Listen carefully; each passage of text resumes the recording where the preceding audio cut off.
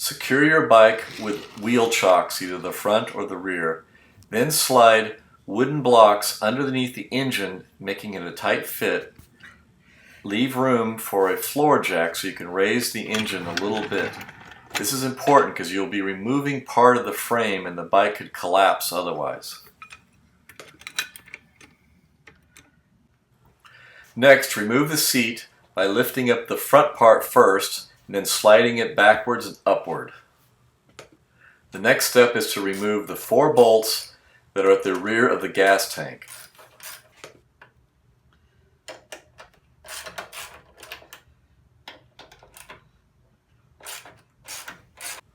Next, remove the 2 vacuum hoses underneath the tank mount.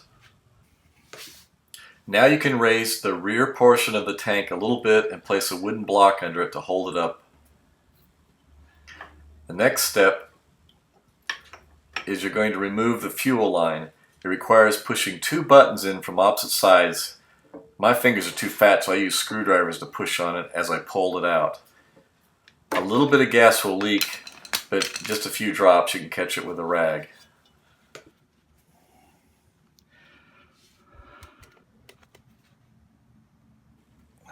Now shove the fuel line through the frame so it'll be able to come up freely with the tank.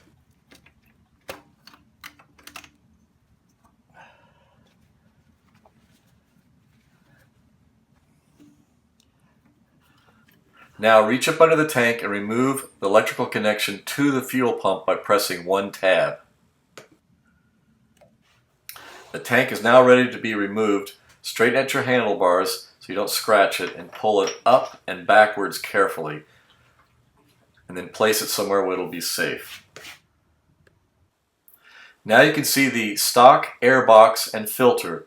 It is pinched in place by the frame, so we'll have to remove the frame in order to get the airbox out.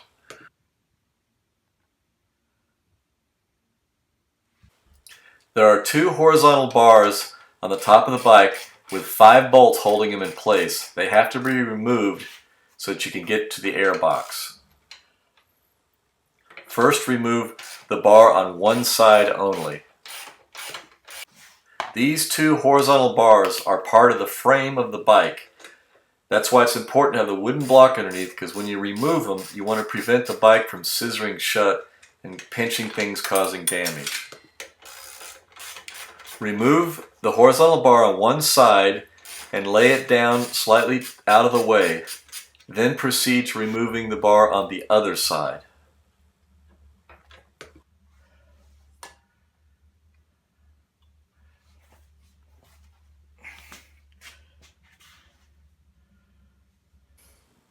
Now loosen the clamp at the front of the airbox and you can remove the hoses and lift and pull it out. Once you've removed the airbox, replace one of the horizontal bars so the bike is rigid again. Then remove the hose clamp and the rubber gasket that goes into the box over the radiator. This rubber gasket isn't needed in most cases. Now you can begin to install your new intake airbox and filter. We will be installing a Warbonnet Screaming Scout, but there are several other brands coming on the market. Be sure to attach any emissions hoses that were attached to the original stock air intake. Secure the new air filter and check to make sure all the connections are still in good shape.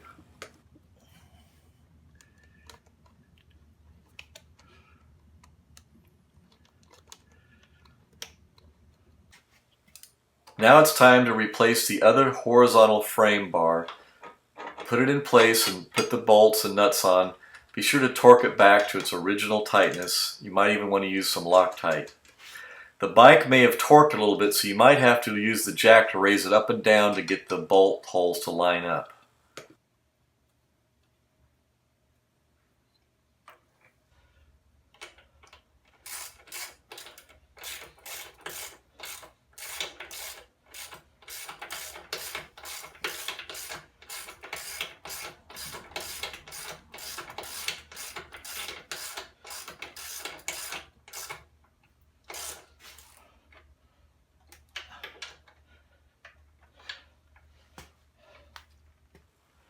Okay, now it's time to put the tank back on. As you slide it on, 2 little metal cups will slide over some rubber bumpers on the frame. Then you'll have to feed the fuel line back through the frame.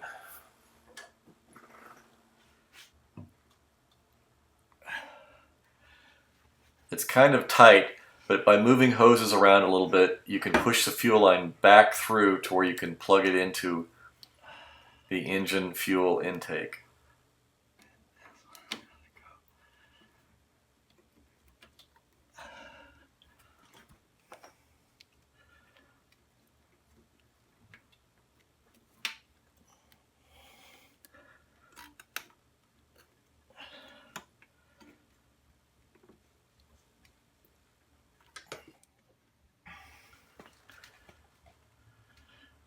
Be sure to press the fuel line onto the engine fuel intake and feel it click so it's very securely in place. Next, you will start putting the 4 bolts at the rear of the gas tank back in place.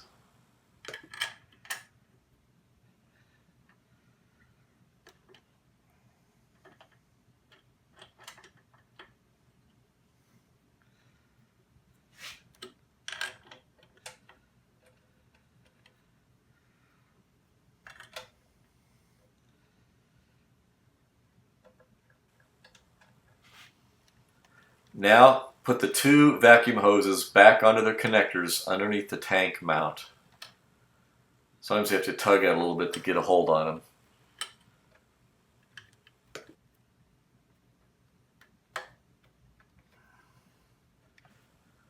Now slide the back of the seat over the spool and then press down on the front of it onto the little stub, and you're ready to ride. Adding a high flow intake in addition to a new exhaust and a fuel management computer will add tremendous power to your bike.